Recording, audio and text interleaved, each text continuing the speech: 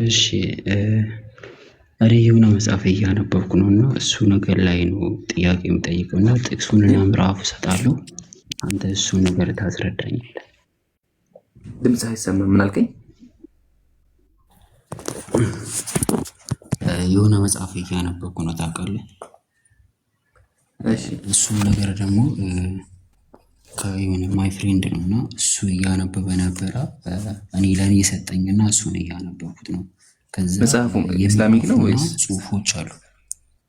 የእስላሚክ ነው እና በምዕራፍ የተደገፈ የተጻፈ ነው። ገባ አይደለም? ጥቅሶቹ አሉ ተጠቅሰዋል። እዛ ቦታ ላይ ምዕራፍና የተዘረዘሮቹ ነገር አሉ። ከዛ ስቼ ነው የሚጠይቀው እሱ ነገር ትክክል ነው ወይስ ትክክል አይደለም እያልኩ ጠይቃለሁ። አንተ ደግሞ እሱን ነገር ትመልስልኛለህ ማለት ነው። ችግር የለም። አሁን ጥያቄን አቅርብና መልስ የምታርካለን። እሺ ከመጀመሪያ ከምዕራፉ ልጀምር። ለምሳሌ ሳያል ቡኻሪ ይላል 93 546 ገጽ 9 ይላል። ከዛ ሶስት ምዕራፎችን ይገልጽና ያለ መልእክተኛ እንዲያሉ ይላል። እሱን ደግሞ እኔ ምዕራፉን በኋላ ገልጽልሃለሁ። የሰው ልጅ ሳይወለድ በፊት ምን እንደነበረ ወይም ደግሞ አላህ የምን ዘመኑ ምን አድርግቶ እንደሚጽፍለት እሱን ነገር ታስረዳኛለህ። ሳሂህ ቡኻሪ 96 እንደዛ ይሉ ቁጥር አስተካክል።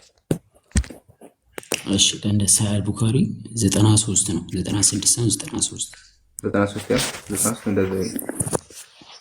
እሺ አዳምጠኝ። ሶስት ነገር ነው የተገጸ። ለምሳሌ ሳሂህ ቡኻሪ 93 546 ገጽ 9 ይላል።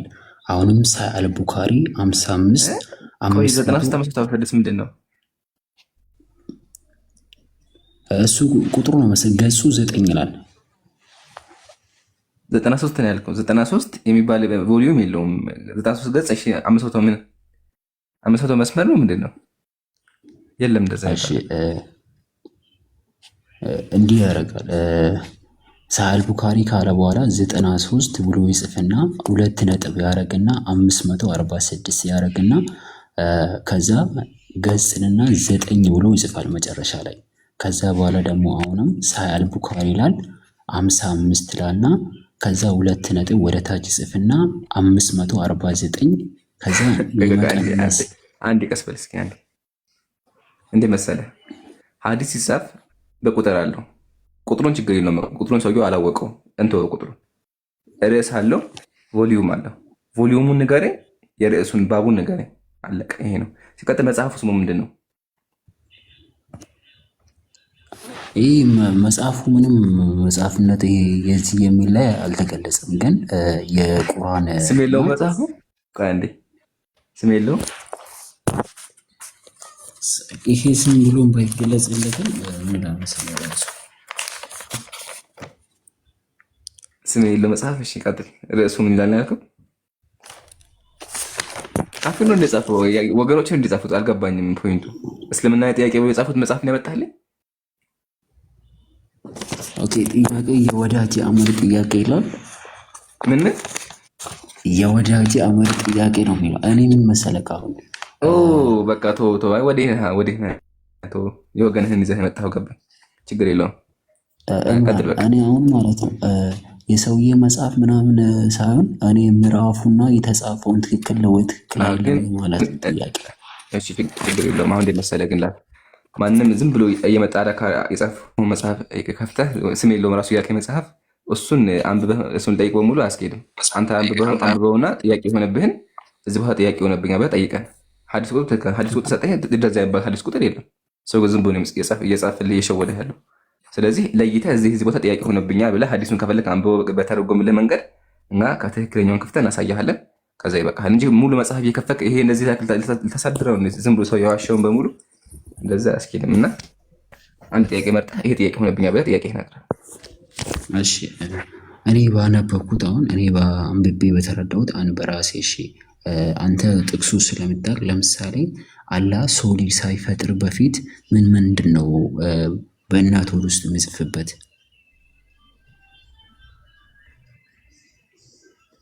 ጥያቄ ይሄ ነው እኮ ይሄ ነው። እሺ የሚጻፉ ሶስት ነገሮች አሉ። ፈክቱ አመለሁ ስራው ይጻፋል። ሸቂዩን አም ሰዒድ የጀነት ሰው የጀሃነም ሰው ነው የሚባለው ይጻፋል። ዋናው ፖይንት ይሄ ነው። ከዛ በኋላ ህይወት ላይ የሚሰራው ነገር ይጻፋል። ሶስት ነገር ነው የሚጻፈው። ሐዲሱን እንቀጥላለን እንቆጥራቸዋለን ራሱ። እሺ አየህ ግን ሌላ ጊዜ ቁጥር ሲያስቀምጡልን እንደማይወስድ ዝም ብለሃቸው እንደዛ። ሐዲሱ ሰሂህ ቡኻሪ 96 አይደለም። እኔ ግን አተባበረሃለሁ።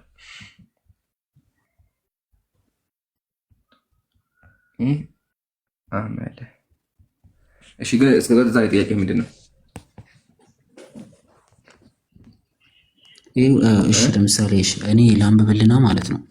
እንደዚህ ይላል። እሺ ለምሳሌ የአላህ መልእክተኛም እንዲህ አለው ከእናቱ እያንዳንዱ በእናቱ ማፀን ለ40 ቀናት ይሰበሰባል አለ። ከዛ በኋላም ወደ ረጋ ደም ይቀየራል። ከተመሳሳይም 40 ቀን ቆይታ በኋላ አግኝተኛል ሐሳቤ ወገን ሐዲሱን እንኳን አውቀዋለሁ። ቁጥሩን ንገረኝ። እንዳውም ሰሂህ ቡኻሪ 3208 ሰሂህ ቡኻሪ 3208 አሁን ለምሳሌ አንብቤልሃለሁ። እዛ ጋር ጥያቄ ምንድን ያልኩህ እኮ ነው የሚጽፉት ነገሮች ነገርኩህ። አንብቤልህ ያው እንደዚህ ይላል ፈዩቃሉ ለሁ እክቱቡ ዐመለሁ ወሪዝቀሁ ወዐጀለሁ ወሸቂዩን አም ሰዒድ። እክቱቡ ዐመለሁ ስራውን ጻፉ ይባላሉ። ወሪዝቀሁ ሪዝቁን ወዐጀለሁ አጀሉን እንዲሁ የሞተበት ጊዜ ማለት ነው። አጀል ትርጉሙ ሸቂዩን አም ሰዒድ የጀነት ሰው የጀሃነም ሰው የሚለው ይጻፋል ይላል። ይሄ ነው ሐዲሱ። እሺ ኦኬ። ከዛ ዘመኑ ደግሞ የተባረከና እርጉም እንደሆነም ይጻፍበታል አይደለም? የወደፊቱ ማለት ነው። ወደፊት ላይ የደስተኛ ሰው ነው የሀዘንተኛ ማለትም ጀነት የሚገባ ሰው ነው ገሃነም የሚገባ ሰው የሚለው ይጻፋል። ኦኬ እሺ። አሁን የኔ ጥያቄ ማለት ነው እሱ ቦታ ምን ይላል? ወደ መጨረሻ አካባቢ ላይ ደግሞ የነበርኩ ሲሆኑ የተጻፈበትን ነገር ድንገት ለምሳሌ አሁን አንተ የወደፊት መልካም ስራና መጥፎ ስራ ተጽፎባል። አንተ እሱ ነገር እንዴት ነው አውቃ ምሰራ? የተጻፈብህ ነው ምሰራ። ስለዚህ አንድ ሰው የተጻፈበት ነው መስራት ያለበት ማለት ነው። ጥያቄ ብቻ ጨረስክ? እሺ መልሱ አጭር ነው። ስለምንሰራው ተጻፈ። አላህ እኛ የምንሰራውን ነገር ወደፊት የምንሰራውን ነገር ስላወቀ እሱን ነገር እንዲጻፍ አደረገ። የሙስሊሞች አምላክ የወደፊቱን ያውቃል፣ ያለፈውን ያውቃል፣ እንዲሁም ደግሞ አሁን ያለውን ያውቃል። ስለዚህ አንድ ሰው ከመወለዱ በፊት ራሱ አስቀድሞ ህይወቱን ስለሚያውቅ እንዲጻፍ ያደርጋል። ከተጻፈም በኋላ መላኮችም አሁን ይጽፋሉ። የውመል ቂያማ ላይ ጽሁፉ ወጥቶ ይታያል። የሚጠየቀውን በሰራው ስራ ነው። ስለዚህ አላህ የጻፈው አስቀድሞ ስላወቀን የሚያደርገው ግዴታ የተጻፈ አድርጎ እንደዛ የሚያስተምረው በእስልምና የለንም። ግን አምላካችን ሁሉን አዋቂ ስለሆነ መላእክቶች በተፍሲር መተው እንዲጽፉ ያዛቸዋል ነው። ኦኬ። ስለዚህ አሁን አንድ ሰው አሁንም ጥያቄ አልተመለሰልኝም። አንተ ለምሳሌ ጥሩ ነገር እየሰራ ከሆነ አላህ የጻፈብን ነው እየሰራ ያለው ማለት ነው። አላህ እንደምሰራ ያወቀውን ነገር የሰራሁት ነው። ትክክል ነው። የሰራሁት በራሴ ፍቃድ ነው። አሁን ሳወራን የማወራው በራሴ ፍቃድ ነው። አሁን እንደማወራ አምላክ አስቀድሞ ያውቃል። እሺ በጣም ጥሩ። ለምሳሌ ደግሞ አንድ ሰው መጥፎ ስራውን የተጻፈበትን ድንገት እንኳን ወደ ጥሩ ስራ ከሰራ ሰውየው መጥፎ ነገር የሰራው በራሱ ፍቃድ ነው። አምላክ ደግሞ ያ ሰውዬ በራሱ ፍቃድ መጥፎ ነገር እንደሚሰራ አስቀድሞ ያውቃል፣ ጽፎታልም ነው። ሰውዬው መጥፎ ነገር የሰራው በራሱ ፍላጎት ነው። አላህ መጥፎ ስራ ብሎ አዙ አያውቅም። ጥሩን ስራ ብሎ አላህ አያስቀድም አንድ አካል።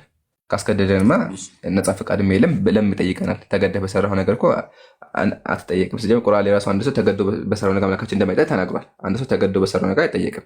አላህ ተገዶ ጣዖት አምላክ ካደረገው መጥፎ ነገር እንዲሰራ ካደረገው ዞሮ አይጠይቀውም። ለምን? የሙስሊሞች አምላክ ፍትሃዊ አምላክ ነው። ወማ ካነ ረቡከ ቢዘላሚን ሊልዓቢድ ነው የሚለው። ሰዎችን አይበድልም አላህ። ስለዚህ አንተ የምትሰራው ነገር አምላካችን ወደፊት ስለሚያውቅ ጽፎታል። የጻፈው ደግሞ አንተ የምትሰራው ነው። በጣም ገባኝ። ስለዚህ ኦኬ ሳትወለድብህ የጻፈ ስለዚህ እና አሁን ሰው ልጅ መጥፎ ስራ እና ከሰራ ይሄ አላህ አይፈቅድም አትስራ ለምን ይባላል? እሺ እንደዛ ከሆነ አላህ የጻፈበት ከሆነ ወደ መልካም ተመለ ስለምን ይባላል? እንዴት መሰለህ አንድ ሰው ነጻ ፈቃድ አለው አይደል? ማመንም መካድም ይችላል። ብዙ ስራ ኡስታዝ ሐሳብ ካለ ግን ቀጥል።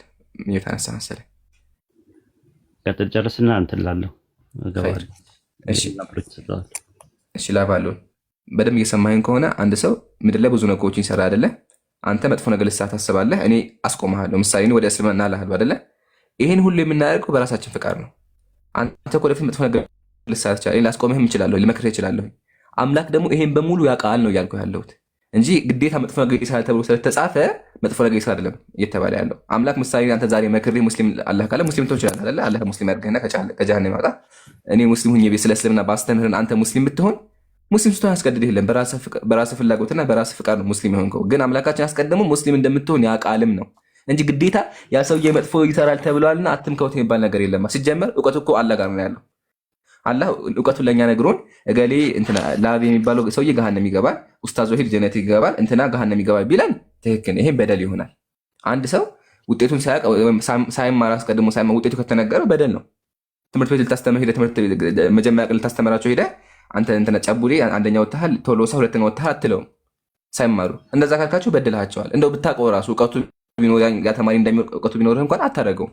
አምላክም እንደዛ እውቀቱም ሰጥቶም ቢሆን ላበአለውን መጥፎ ሰው ነው ገሃነም ይገባል ብሎ አስቀድሞ ነግሮም ቢሆን በቃ ምንም ጥቅም የለው። እኔ ለምን እሰራለሁ? ቁጭ ብዬ እበላለሁ። እውቀቱ ግን አምላክ ነው ያለው። የጻፈውም ደግሞ እኛ የምንሰራውን ነገር ነው። ሀያለቱን እያሳየን ነው ያለው። ባይዘው የውመል ቂያማ አሁን የምናገራቸው ልጎች ይጻፋሉ። ከዛ የውመል ቂያማ መጽሐፍ ይሰጠዋል። አንብብ ኢቅራ ኪታበክ መጽሐፍን አንብብ ይባላል። ከዛ በኋላ ተበድለሃል ይጥሉ አምላክ ፍትሃ ነው አይደለ? ኃጢአትህን የሰራህውን ኃጢአት ያሳያል። ካሳየ በኋላ ተበድለሃል ብሎ ይጠይቃል። ከዛ በኋላ እንደተበደልክ ስታውቅ የዛን ጊዜ ይፈረድብሃል ማለት ነው። እንዲሁም ጀነት የሚገባ ሰው ጋር እንደዚህ ነው የሚገባው። ስለዚህ ግዴታ አላህ ገሃነም ትገባለህ ብሎ የነገረ ነገር የለም። ግን አንተ መጨረሻህን አምላክ ሁሉን ነገር ስለሚያውቅ ወደፊትም ስለሚያውቅ መጨረሻህን አምላካችን አስቀድሞ ያውቀዋል ነው። ኦኬ አላህ ባበቀው ነገር ደግሞ የምትጠይቀው በሰራው ነገር ነው። እሺ አሁን በሰራው ነገር የሚጠይቅህ እንጂ አላህ ይሄን አድርጋል ብሎ አይጠይቅህ። ግልጽ ነው። ኡስታዙና ጨምር። ሰላም ብያለሁ። ላፍ ሰላም ነው።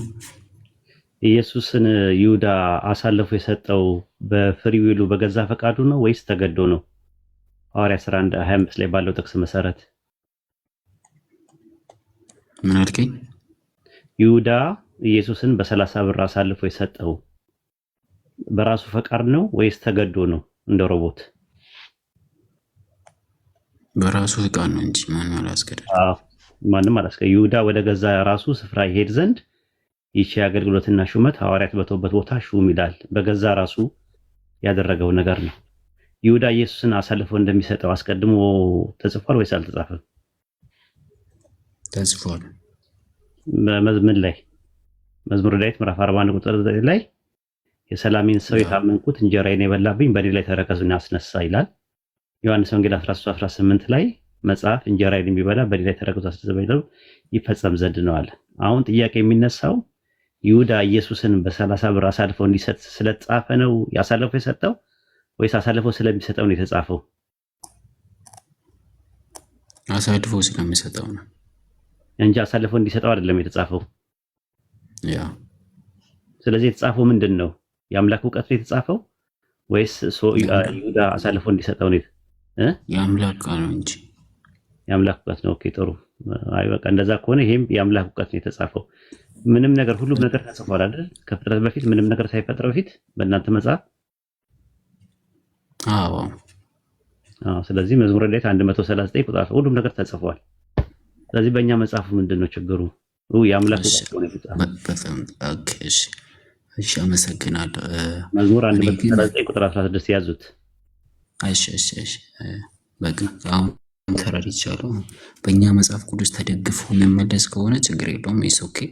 እኔ ግን ያው በዚህ ነው እናንተ ጋርም አለ ነው አለ እናንተ ጋርም አለ የተጻፈው። ኢምራን መለሰልህ ከቁርአንና ከሐዲስ አንጻር እንደገና ደግሞ ንጽጽር ስለሆነ እናንተ መጽሐፍ ላይም እንደዚህ አይነት ነገሮች አሉ የሚለውን ነገር ለማስረዳት ነው። ያው እንትን ነው ኮምፓራቲቭ ሪሊጅን ስለሆነ ነው። እሺ አብሽር በቃ ተረድቻለሁ። ስለዚህ ሁሉ ቦታችን የሆነ ነገር አለ ማለት። እሺ አሁን የኔ ጥያቄ እዚህ ቦታ ላይ አንድ ሰው መልካምና ክፉን ከጻፈበት በኋላ ለምሳሌ እኔ ላይ ወይን እምሮ ላይ የወደፊቱ መጥፎ ነገር ላይ ተጽፎበታል። ከዛ በኋላ ደግሞ እሱ ነገር ትቶ እምሮ መልካም ነገር ቢሰራ መላእክተኞቹ ተልኮ ወደ መጥፎ ነው የሚያዙት ወይስ ምንም አይሉትም?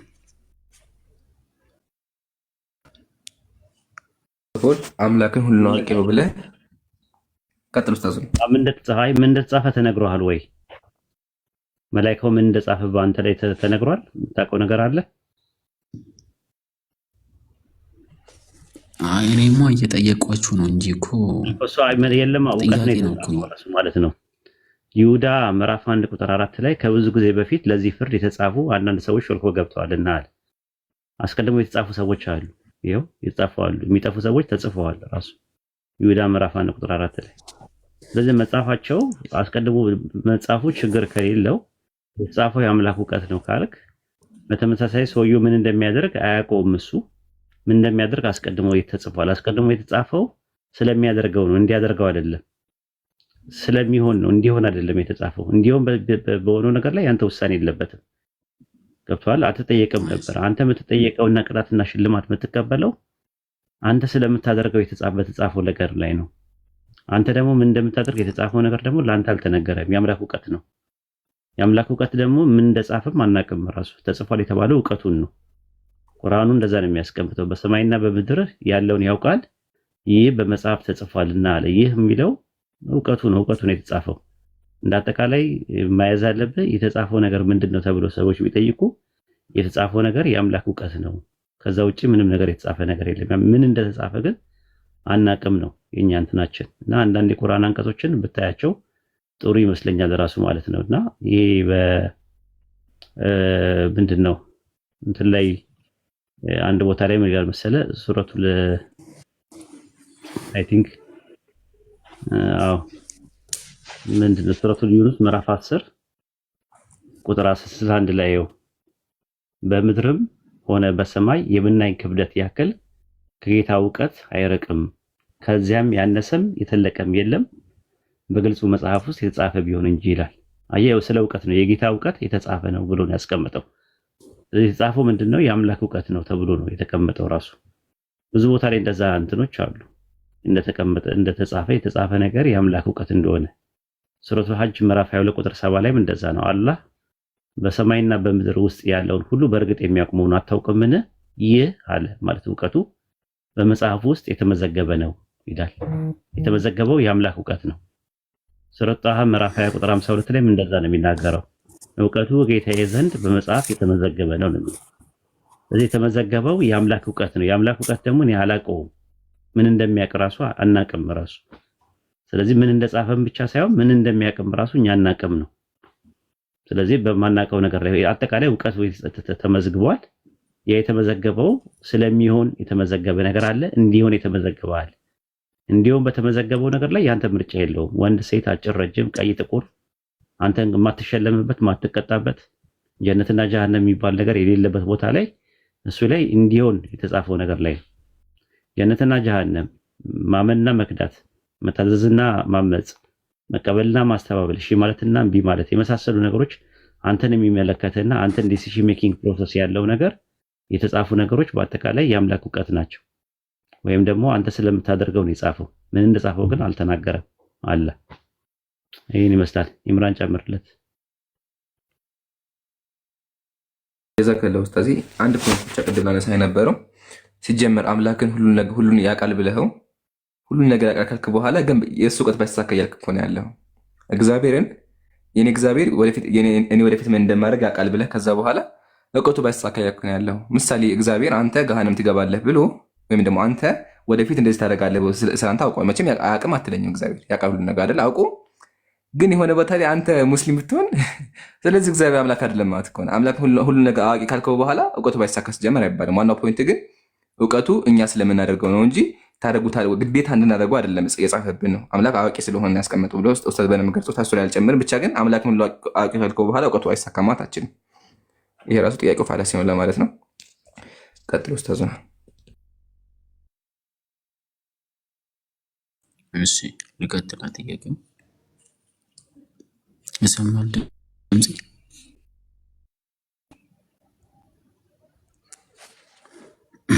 እምሩ ይሰማል? ቀጥል። እሺ በእናንተ አስተምሮ አዳምና ሔዋን ኃጢአት ሲሰሩ ተጽፎባቸው ነበረ ወይስ ሰይጣን አሳስቶቸው ነው የሰሩ ኃጢአት?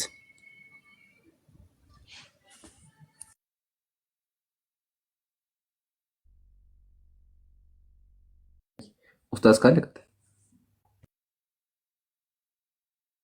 ራሳቸው ናቸው እንጂ በፈቃዳቸው በፍሪ ዊላቸው ኃጢአት የሰሩት እነሱ ብቻ አይደሉም። እያንዳንዱ ሰው ኃጢአት ሲሰራ በፍሪ ዊሉ ነው የሚሰራው። የተጻፈው ኃጢአት እንዲሰራ ከተጻፈበትማ ምኑም እንትን ሆነ ፍሪ ዊል የሚባለው ትርጉም አይኖረውም። ለምሳሌ አንተ ገንፎ እንድትበላ ባስገድድህ ከዛ ገንፎ መብላትም አለመብላትም ትችላለህ ብዬ ብለህ ትርጉም አይኖረውም። ግን ገንፎ መብላትም አለመብላት የሚለውን ነገር ምርጫውን ላንተ ከሰጠሁ ያኔ ነው ፍሪ ዊል የሚባለው ነገር። ፍሪ ዊል ማለት ምን ማለት ነው? ራሱ ፓፕ እኮ ነው ፍሪ ዊል ማለት። ፕሪንሲፕል ኦፍ ኦልተርናቲቭ ፖሲቢሊቲ ማለት ነው። ሁለት ፖሲቢሊቲ አለ። ስለዚህ አደምና ሐዋ መብላትም አለመብላትም ይችላሉ። ገብቷል? ምርጫቸው ነው። ነፃ ፈቃድ አላቸው። ልክ እንደዛው አንተም መታዘዝም ማመጽም ትችላለህ። ስለዚህ አስቀድሞ ሁሉ ነገር የተጻፈው እውቀቱ ነው፣ የአምላክ እውቀት ነው የተጻፈው። አደምና ሐዋ ስለሚያደርጉት ነው የተጻፈው እንጂ እንዲያደርጉት አይደለም የተጻፈው። እንዲያደርጉትማ ከተጻፈ እነሱ ለምን ተጠያቂ ይሆናሉ? ገብቷል? ፌርም አይደለም እንጂ ምንም ምርጫ በሌላቸው ነገር በኋላች ላይ ስለምን ሰዎች ይቀጣሉ? ትርጉም ይኖረዋል? ከፍትሃዊነት ጋር አብሮ ይሄዳል? ቴዎዶሲ ከሚባለው ጋር ፍትህ አምላክ ከሚባለው ነገር ጋር አብሮ አይሄድም። እና ቀደም ነግረናል የተጻፈውን ነገር ምን እንደሆነ ማለት ነው። ድጋሚ ጠየቅ ማለት ነው። ይምራን ቀጥል። ጀዛከላሁ ኸይር። በቂ ነው። እሺ ላፍ ተመልሶልሃል። እሺ ትንሽ አልገባኝም። አሁንም እዛው ቦታ እንዲደግም አሁን እኔ አጭር ጥያቄ የምጠይቀው ምንድን ነው አዳምና ሔዋን ኃጢአት ሲሰሩ የተጻፈባቸው ነው እንጂ የሰሩት ወይም ያልተጻፈባቸው ነው የሰሩት? ለምሳሌ አንድ ምሳሌ ልስጥ። ቅድም ምዕራፉን እየጠቀሱ ወይም ግልጽ አልሆነልኝም። ነቢዩም እንዲህ ያሉ ይላል። ጥቅሶቹን ሊሰጥህ እችላለሁ ግን በትክክል አልተጠቀሰም ስላልከኝ ነው። ነቢዩ እንዲህ አሉ፣ አዳምና ሙሴን እርስ በርሳቸው ተወቃቀሱ። ሐዲሱን ልታውቅ ትችላለህ። ሙሴም አዳምን አዳም ሆይ እንድንሰቃይና ከገነት እንድንባረር ያደረግክም አባታችን አንተ ነህ አለው። አዳምም አለው ፊት ለፊትም ያደረግኩን ተውራትን በራሱ እጅ ጽፎ የሰጠኝ ሙሴ ሆይ አላህ እኔን ከመፈጠሩ ከ40 ዓመት በፊት ወስኖ የጻፈብኝን ኃጢአት በመፈጸምኩ እኔን ተጠያቂ ታደርጋለህ ወይ ብሎ እንደዛ ብሎ ወደ ታች ይገልጻል። እሱም ነገር ነው እኔ የጠየቁት። አሁን እዚህ ጋር ጥያቄ ምንድን ነው? ሐዲሱን እሺ ተጠያቂ ታደርገዋለህ? እሺ ሐዲሱን ሊጨርሰው እሺ በፈጸምኩ እኔን ተጠያቂ ታደርጋለህን? ሙሴ ተሳስተሃል አለው። ይህንም ንግግር ነቢዩ 3 ደጋግሞ አቡ ሁሬራም የተናገሩት ሐዲስ ነው ይላል። ተጠቅሰዋል ሐዲሶቹን። አንተ ሐዲሱን ልታውቅ ትችላለህ። በነገራችን ላይ እኔ እየጠቀስኩ ግልጽ አይደለም ዘል ቆርጦታል። አየሃ እሱ ነገር አስረዳኝ። ቢላህ አለይኩም ያ ጀማ ታዘቡ። ግን አየሃ እንዴት እንደሚያጭበረብሩ አንተ ራስህ ታዘባቸው። ሐዲሱ ምን እንደሚይዘው ላይ ፈሐጀ አደሙ ሙሳ አደም ሙሳን አሸነፈ ወይም ደግሞ የበላይ ሆነበት ወይም ደግሞ ትክክለኛ መልስ ሰጠ የሚል ትርጓሜ ያስቀምጣል። ያው እዛ ፈሐጀ አደም ሙሳ ብሎ መልሱ እዛው አለ። ሙሳ አለይሂ ሰላም ያነሳው ሐሳብ ምንድን ነበረ? አኽረጅተና ሚነል ጀና ከጀነት እንድንወጣ አደረከን ነው። ግን ከጀነት መውጣቱ የአዳም ኃጢአት ምክንያት ነው እንዴ? ነው እንዴ? አይደለም። ሲጀመር ሰው ልጅ የተፈጠረው ምድር ላይ ለመኖር ነው አይደል እንዴ? ለዛ አምላካችን ቁርአን ላይ ምን አለ? ኢኒ ጃኢሉን ፊል አርዲ ኸሊፋ ምድር ላይ ምትክን አድራጊ ነኝ አለ። ስለዚህ አምላካችን አስቀድሞ ራሱ ወስኗል። ይሄ ምንም ምርጫ የለውም። አዳም በዛ አይጠየቅም። ይጠየቃል። አሁን አንተ ወገናችን ምድር ላይ አትጠየቅም። ስለዚህ ሙሳ ምን አለው? አተሉሙኒ አላ አምሪን ከተቀደረሁ ላሁ ዐለየ ቀብለ አን የኽሉቀ ሰማዋት ከማ ቃል አላህ አስቀድሞ የወሰነው ነገር እንዲህ ትጠይቀኛለህ? አስቀድሞ አምላካችን ምድር ላይ እንድንኖር ስለወሰነ ይሄ ደግሞ ያለ እውቀት ነው እንጂ በእኛ አንጠየቅም። ስለዚህ ወገኔ ምንም ክሱ ጥያቄውን ማያስኬድም። ሐዲሱን ሲተረጎም ደግሞ አጨበብሮሃል። ኡስታዙን አጨምርለት።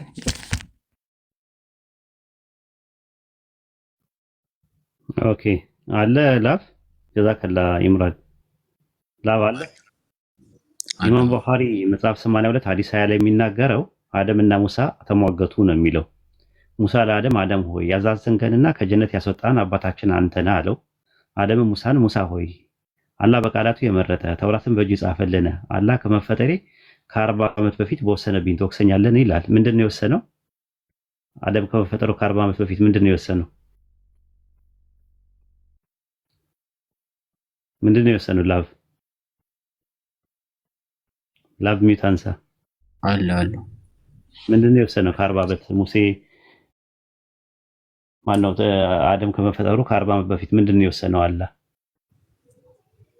ኦኬ ከጀነት እንዲባረር የወሰነብኝ ነው አይደል እኮ። ምንድን ነው የወሰነው ማለት ይሄ በጥብቁ ሰሌዳ ላይ የተወሰነ ውሳኔ ነው ወይስ አደም ከመፈጠሩ ከ40 ዓመት በፊት የተወሰነ አንድ ውሳኔ አለ? ያው እሱም የኃጢአት እንደሚሰራ ነው መሰለኝ አይደለም። እዚህ ላይ እንደተረዳው አይደለም። ሱረቱ በቀራ ምዕራፍ 2 ቁጥር 30 ላይ ያለል። ሱረቱ በቀራ ምዕራፍ 2 ቁጥር 30 ላይ አላህ ለመላእክት አደም ከመፈጠሩ ከ40 ዓመት በፊት የወሰነውን ውሳኔ ተናግሯል። እኔ በምድር ላይ ምትክን አድራጊ ነኝና ጌታ ለመላእክት እኔ በምድር ላይ ምትክን አድራጊ ነኝ ባለ ጊዜ የሆነውን አስታውስ ይላል። ስለዚህ አላህ መጀመሪያውኑ ሰውን ሲፈጥረው የት እንደሚያኖር ነው የወሰነው። የት እንደሚያኖረው ነው አይደለም፣ ምድር ላይ እንዳያደርገው ነው ያላ ውሳኔ። ስለዚህ ምንድነው ጀነት ውስጥ አደም የገባው በመልካም ስራው አይደለም፣ ፈልጎ አይደለም የገባው። ሲወጣም ደግሞ አንድ ቀን ይወጣል። ኃጢአት ሰራም አልሰራም መውጣቱ ግን ያላ ውሳኔ ነው።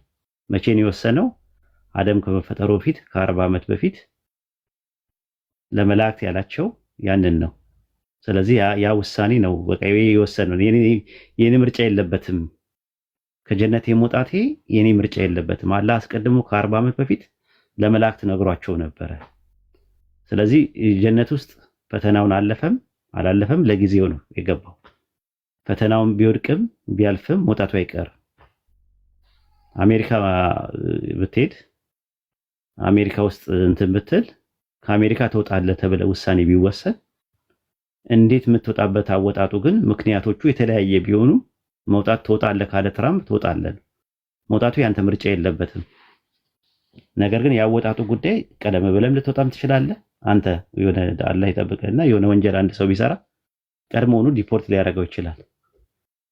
ከዛ በኋላ ለምን ወጣ ሲባል አስቀድሞ ትራምፕ ስለወሰነ ነው ተብሎ አይባልም። መውጣቱ የሚባለው ነገር አስቀድሞ ተወስኗል። በምንም መልኩ መሆኑን ይወጣል ብሎ ወስኗል። ግን ወንጀል ቢሰራ ምን ቢሰራ ግን እሱ የራሱ የነጻ ፈቃዱ ነው።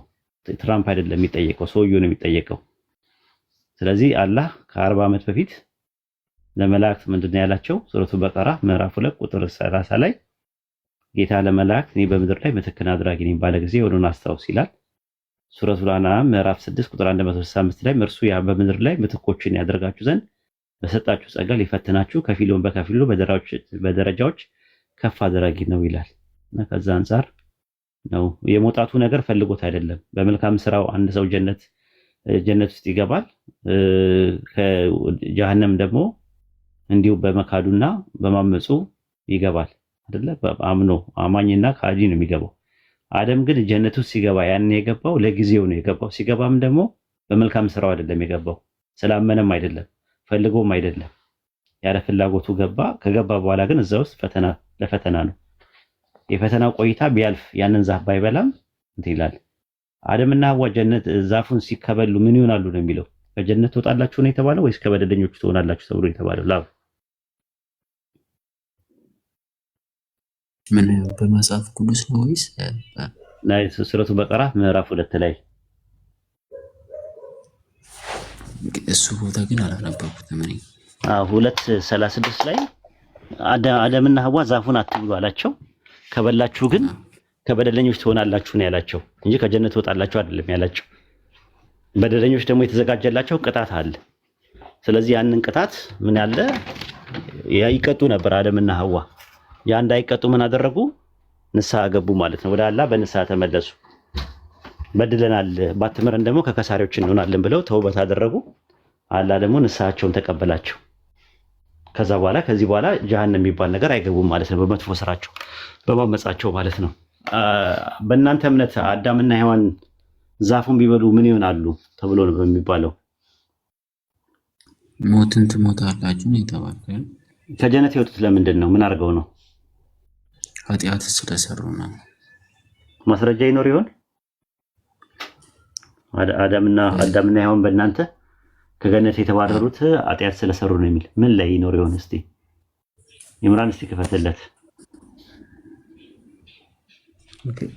አይ ቲንክ ዘፍጥረት ላይ ይመስላል። ዘፍጥረት 3 ላይ ይሁን አዳምና ሔዋን ዛፍን ቁጥር ስንት ላይ? ዘፍጥረት 3 ላይ ይመስላል። ቁጥሩን በደንብ ባልይዘው አዳምና ሔዋን ዘፍጥረት 2:17 እና 18 ላይ አትብላ በበላ ቀን ግን ሞትን ምን ትላለህ ነው ያለው። ሞትን ትሞታለህ አለ እንጂ ከጀነት ትባረራለህ አለው አላለው። ከገነት የተባረረው ዛፉን ስለበላ ነው ወይስ ዛፍ እንዳይበላ ነው ያባረረው? ያው ኃጢአት ስለሰራ ነው። ኃጢአት ስለሰራ አይደለም የተባረረው። ከገነት የተባረረው ኃጢአት ስለሰራ አይደለም፣ ዛፉን ስለበላም አይደለም። ብዙ ክርስቲያኖች አያውቁም ይህን ትምህርት። እኛ ሙስሊም ቤት ውስጥ ነው ሁሉም የተማረው። አዳምና ሔዋን ከጀነት የተባረሩት አትብሉ የተባሉትን ዛፍ ስለበሉ አይደለም። ኢምራን አንድ ያወጣለ ዘፍጥረት 3:22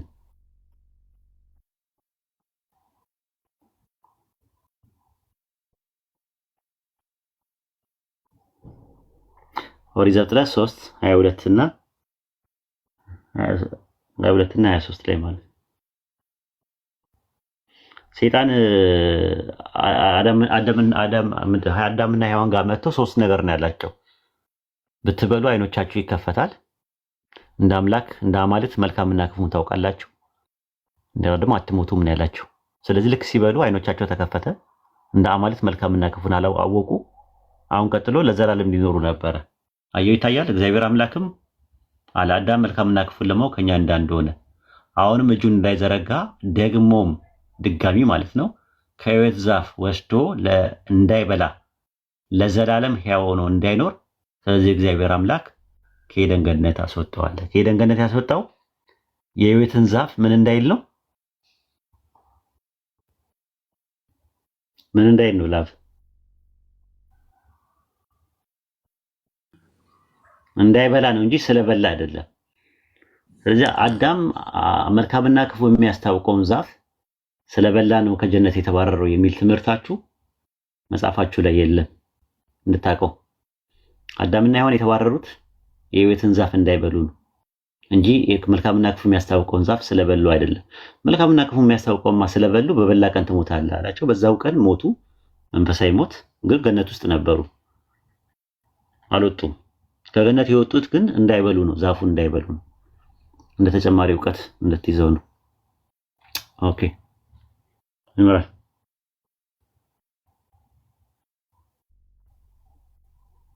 ጀዛከላ ተሱና። እሺ ላብ ተመልሶልሃል። አንድ ጠይቅኔ ይበቃል፣ ሰዓት ስለሄደ አንድ ጨምር። እሺ አንድ ጥያቄ የምጠይቀው ደግሞ ምን ላይ ነው? ሳይ ሙስሊም 39:6757 ላይ የአላህ መልእክተኛም ሲናገሩ እንዲህ አሉ ብሎ ከእናንተ መካከል ሰይጣን ያልተመደበበት የለም የሚለው እሱ ነው። እንዴት ነው? ያው ሙሉን ያለነበብኩልም ሐዲሱን ታውቃለህ ብዬ ነው። አሁንም ሙሉ አላነበብከውም? ኡስታዙና ጀምሮና ይሻለች ነበር። አይ ሐዲሱ ቢለው እኮ ቀሪን ነው የሚለው፣ ከጂኒዎች ቀሪን ነው የሚለው። ቀሪን ማለት ነው። ምን አልከኝ? ቀሪን ምን ማለት ነው ትርጉሙ? ቀሪን አረብኛ ነው ወይስ? አረብኛ ከሆነ አላውቀውም። ቀሪን ነው። ከእናንተ ውስጥ ቀሪን የሌለው የለም ነው ያሉት። ቀሪን ማለት ምን ማለት ነው? አዲንቶ ብቻ አላገሱን አላውቀውም። ቀሪን ማለት ጓደኛ ማለት ነው። ለምሳሌ ሱረቱ ሷፋት ምዕራፍ 37 ቁጥር 51 ላይ እኔ ጓደኛዬ እያለ ይናገራል። አንድ ሰው ጓደኛዬ ሲል ጓደኛ ለሚለው ቃል የገባው ቃል ቀሪን ነው ራሱ ማለት ነው። መልአክም ቀሪን ሊባል ይችላል፣ ጓደኛ ሊባል ይችላል። ለምሳሌ መላእክቶችም ቀሪን ሊባሉ ይችላሉ በቁርአን ማለት ነው። ለምሳሌ በሱረቱ ቃፍ ምዕራፍ 50 ቁጥር 23 ላይ ቀሪን ተብሏል። ራሱ መልአክ ማለት ነው። ሴጣንም ቀሪን ሊባል ይችላል። ሱረቱ ዙሩፍ ምዕራፍ 43 ቁጥር 36 ላይ።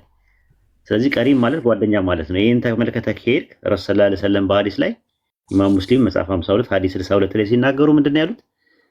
ምን አሉ? ከእናንተ መካከል ማንም ከጂኒ የሆነ ጓደኛ ቢኖረው እንጂ ብለዋሉ። ከጂኒ የሆነ ጓደኛ ከሴጣን አይልም። ጥቅሱን ሊያወጣልህ ይችላል። ከሴጣን አይደለም የሚለው ከጂኒ ነው የሚለው።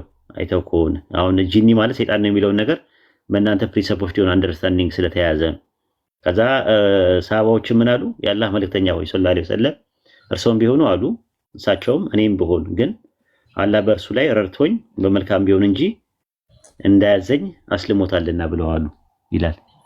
ስለዚህ እዚህ ጋር እያወራ ያለው በእያንዳንዳችን በዙሪያችን ጂኒዎች እንዳሉ ነው እየተነገረን ያለው። ጂኒዎች ደግሞ ፍጥሮች ናቸው እንደማንኛውም እንስሳ በዙሪያችን ነው ያሉት። እጽዋት በዙሪያችን ነው ያሉት። ማዕድናት በዙሪያችን ነው ያሉት። ጂኒዎች በዙሪያችን ነው ያሉት። ይህንን ነው ከዛ በኋላ ከዛ መካከል ደግሞ እኔ ጋር ያለው አላህ አስልሞታል ብለዋሉ ይላል። ስለዚህ ጂኒና ሸይጣን ልዩነት አለው። እሱን ደግሞ ኢምራን ይነግርሃል ኢንሻአላህ።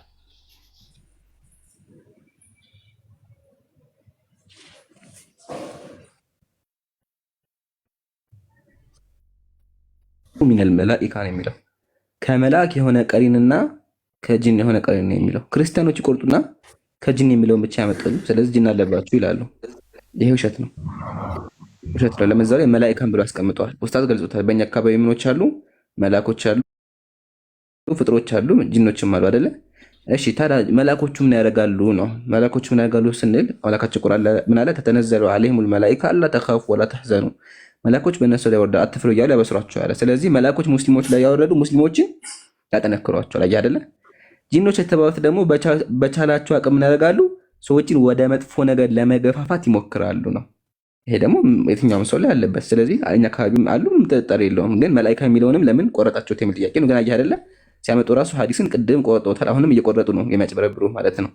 እሱን ታዘብ። ሁለተኛ ደግሞ ሸይጣን ማለት ክርስቲያኖች የሚመስላቸው የሆነ አካል ያለው ነገር ይመስላቸዋል። አይደለም። ሸይጣን የባህሪ መገለጫ ነው። ሸይጣን ወይም ደግሞ ጡሪደ ሚን ረሕመቲላህ ከአላህ ዘንድ የራቀ የሚል ትርጓሜ ነው ያለው። የትኛውም አካል ከአላህ ረህመት ከወጣና መጥፎ ነገር የሚሰራ ከሆነ ሸይጣን ይባላል። ለምሳሌ ቁርአን ለአምላካችን ምን አለ? ወከዛሊከ ጀዐልና ሊኩሊ ነቢይን አድወን ሸያጢነል ጂኒ ወልኢንስ አለ። ለሁሉም ነቢይ ጥላት አደረግን አለ። የምን ጥላት? የሰው ጥላትና የጂን አይደለም። የሰው ሸይጣንና የጂን ሸይጣን አለ። የምን ሸይጣን? የሰው ሸይጣን። አየህ። ስለዚህ ሸይጣን የሚለው ቃል ራሱ ሰውን ተክቶ ሊመጣ ይችላል። አንድ ሰው መጥፎ ነገር የሚሰራ ከሆነ ሸይጣን ይባላል እንጂ የሆነ ሸይጣን የሚባል ራሱን የቻለ አካል የለም። የባህሪ መገለጫ ነው። ምሳሌ አንድ ሙዚቃ ተጫዋች ሙዚቃ መጫወት ሲጀምር አርቲስት እንደሚባለው ሁሉ እንዲሁም ደግሞ አንድ መጥፎ ነገር የሚሰራ ከሆነ ሸይጣን ይባላል የሚል ትርጓሜ ነው ያለው። ግልጽ ከሆነ ማለት ነው። እሺ ብዬ ነው አሁን የነገርኩት ጥቅስ ወይም ደግሞ ሐዲሱ ምን ላይ ነበር?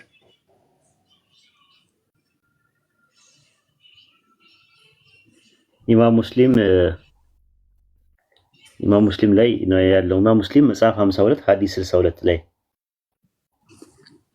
እሺ ይሄኛው ግን ባለሳሳት እንደዚህ ሳይ ሙስሊም ነው የሚለው። ሳይ ሙስሊም 39 ከዛ 6757 በእንትን ነው የሄድከው፣ በእንግሊዝኛ ነው የሄድከው። የእንግሊዝኛ ነው፣ እኛ ደግሞ የአረብኛውን ነው የምናወጣው። መጽሐፍ ስንል 52 ነው። የእንግሊዝኛ ላይ ሲያቀርብ ቮሊዩም አድርጎ ላይ ያስቀምጠዋል። ስለዚህ ልዩነቱ ይሄ ነው። ያው ቢያወጣው ራሱ ነው እንትን የሚለው። እስቲ አንብበው ምን ይላል አንተ ያስከው ላይ የእንግሊዝኛው። የአላህ መልእክተኛም ሲናገሩ እንዲህ አሉ አለ። ከእናንተ አማርኛ አለ እንዴ? የሐዲስ አማርኛ አለ እንዴ? የተረጎማል እንዴ? ከየት አገኘኸው እኮ? ከየት አገኘኸው ነው ትርጉሙን? ከየት አገኘኸው? እሺ ኡስታዝ ቅድም ስገባ በአካል አዳማጣችሁ እንጂ አንድ ወንድም ያለ ከሱ የተቀበልኩ ነው። ይሄ እኮ ከየት አምጥቶ ነው የተረጎመው ብዬ ነው ማለት። እንግሊዝኛ ካለው እንግሊዝኛውን ማየት ትችላለህ ለማለት ፈልጌ ነው። ከዛ ያየው ነው የመሰለኝ እሱ ተርጉሞ ነው የሰጠ። ይሄ መጽሐፍ ነው እኮ እንደ መጽሐፍ ነገር የተጻፈ ነው። እሱ ነው ታዲያ ከተጻፈ መጽሐፍ እኛ ከቁርአንና ከሐዲስ ነው እንጂ መጠየቅ ያለብህ ከመጽሐፍ። አሁን እንዴት ይገባናል? አሁን ራሱ ማለት ሰውየው በምን አይነት ሜንታሊቲ እንደጻፈው ነው የጻፈውን ሰውዬ ወይ ይዘውናና ወይ ደግሞ የሰጠንም ሰውዬ ይዘውናና እሱ እንዲያወጣልህ ማድረግ ነው እንጂ አሁን እንደዚህ ሰዎች የጻፉትን መጽሐፍ አይደለም። እኔ ደግሞ ከእንግሊዝኛ ካልከው እንግሊዝኛው እንዲያወጣልህ እኮ ነው። የኔ የሚለው እንትን ላይ ነው አልክ፣ እንግሊዝኛው ላይ። ስለዚህ ምን መሰለህ፣ ለምሳሌ አሁን እኔ የሆነ ጽሁፍም ቢሆን የሆነ ደብተር የሆነ ሰው ጽሁፉ ቢሰጠኝ የመጽሐፍ ቅዱሴን ጥቅስ እዛ ላይ ጠቅሶ ከሰጠኝ እኔ አሁን ጥያቄ ነው እንጂ እየተከራከርኩ አይደለም ከእናንተ ጋር። እዚህ ቦታ እንደዚህ ይላል። ቁርአን አለ አጠገብህ ቁርአን አለ። ላብ አማርኛ ቁርአን ትርጉም በስልክ አለኝ። ኦኬ ሱረቱን አንዋር ምዕራፍ 2 ቁጥር ሱረቱን አንዋር ምዕራፍ 115 ቁጥር 1 ነው። አውጣልኝ አንዴ። እሺ እምሮ ከተመቸ ቢያወጣ ደስ ይላል። በስልክ እያወራው ስለሆነ አንተ ይኸውና ና ተመልሰና ይኸውና አውጣና በስልክ ውስጥ ያለውን ሱረቱል አንዋር ምዕራፍ 115 ቁጥር 1 ላይ ያለውን 115 ቁጥር 1 ላይ ያለውን ወይም እንደዚህ አድርግቶ ምዕራፉን ሱረቱል አንዋር ቁጥር 1 ላይ ያለውን ንገረኝ። ወጥቼ ወይስ ወጥቼ ልውጣ ከዚህ? ወተም ሱረቱል አንዋር ቁጥር 1 ላይ ያለውን አንብበ ንገረኝ ምን እንደሚል። እሺ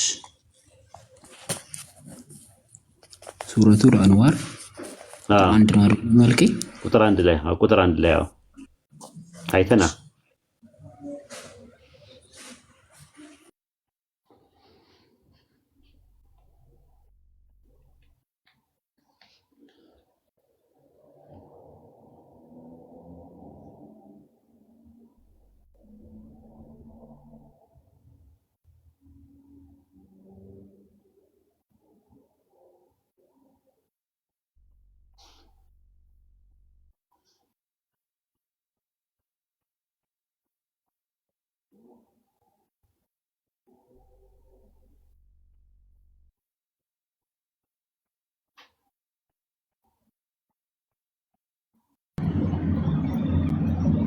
ሰላም እንዴት አመሻችሁ? እንዴት አመሸሽ? እግዚአብሔር ይመስገን። አንድ ጥያቄ ብቻ ነው ያለኝና ጠይቄ ልውጣ ብዬ ነው። ልጁ ጨርስና ትመጫለሽ። ኦኬ ተናገርሻል። ይምራን ላባለ ቶሎ ተመለስ።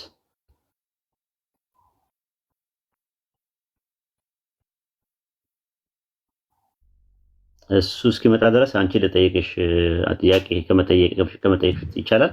ማሂ እስኪመጣ ድረስ ነው። ጥያቄ ነው ቀለል ያለ እንድታውቂ። አንድ ጥቅስ ፈልጌ ነበረ። ጥቅስ ከባይብል አንድ ጥቅስ ፈልጌ ነበረ። እሱ እንድታውቂልኝ ነው። እስከዛ ድረስ አንድ ጥያቄ ብቻ ጠይቄ የእሱን መልስ ብቻ ሰምቼ መውጣት ነው። ጥያቄ ልጠይቅሽ አይደለም እኮ መጽሐፉ እንድታውቂልኝ ነው የፈለኩት። አይመቸኝማ ገና ወጥቼ ስልኬ ላይ ምናምን እኮ ችግር የለውም። አንዴ ይልኝና እንትን በል እሱ እስኪመጣ ድረስ አንዴ።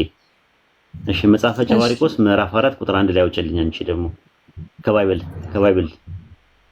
ምዕራፍ ስንት? መጽሐፈ ጨባሪቆስ ምዕራፍ 4 ቁጥር 1 ላይ። እሺ ከባይብል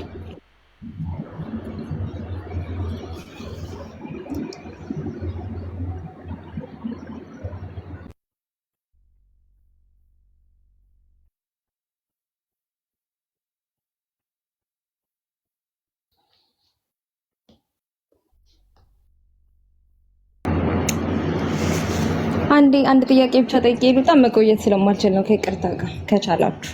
እሺ መጽሐፈ ጨባሪቆስን አታውጭልኝም አንዴ? መጽሐፈ ጨባሪቆስ ምዕራፍ 4 ነክል ጎበዝ አይደለሁም እና መጽሐፍ ቅዱስ ምናምን ማቅሰው አይደለሁም። በጣም እንዲ ዲቴል አንድ ጥያቄ ብቻ ጠይቄ ለመውጣት ነው እዚህ ላይ እንጂ ላብ ያወራ መጥቷል አይደለም። እሺ ላብ መጥቷል። ላብ አገኘው? ቁጥሩን ብትነግረኝ ምዕራፉን አላገኘም። ቁጥሩን ብትነግረኝ ደስ ይለኛል። ጋንዲ እንዴት ልክ እንደዚህ ማለት ነው። አያውን ላብዬ ልክ እንደዚህ ነው። አየህ ለኛ እንትን የሚሆነው ሰው የጻፈውን ነገር ይዘን ሄደን የት እንዳለ እንኳን አናገኘው ማለት እንደዚህ እንዲገባ ነው እንትን ስትል ሶርስ ይዘና ለምሳሌ ኢማም ሙስሊም ላይ ኢማም ቡኻሪ ላይ አቢ ዳውድ ላይ ምናምን ሲባል አንተ ራሱን ሶርሱን ነው ይዘህ መምጣት ያለብህ። ቁርአኑንም ስትባል ቆጥድ አሁን ሱረቱል አንዋር ቁጥር 1 ላይ ስልህ ሱረቱ አንዋር የሚባል ነገር ስላልኩ ብቻ ማመን የለብህም። የቱ ጋር የሚገኘው የሚለውንም ሪፈረንስ ያስፈልገዋል ለማለት ፈልጌ ነው።